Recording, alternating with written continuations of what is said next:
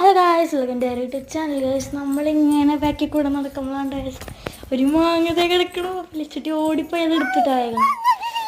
ഞങ്ങൾ കുറേ നാൾ തട്ടിയിട്ടുണ്ടായിരുന്നു, ഇങ്ങനെ നോക്കിയിട്ട് മുകളിലൊക്കെ തട്ടിയിട്ടുണ്ടായിരുന്നു. മാവിൻ്റെ ഇവിടെ വന്നിട്ടുണ്ടായിരുന്നില്ല. ലാസ്റ്റ് എങ്ങനെയോ വീണു. ഞാൻ അവളോട് ചോദിച്ചു ഗായ്സ് തരുമോ എന്ന് ചോദിച്ചു. അപ്പോൾ അവൾ തന്നുട്ടാ.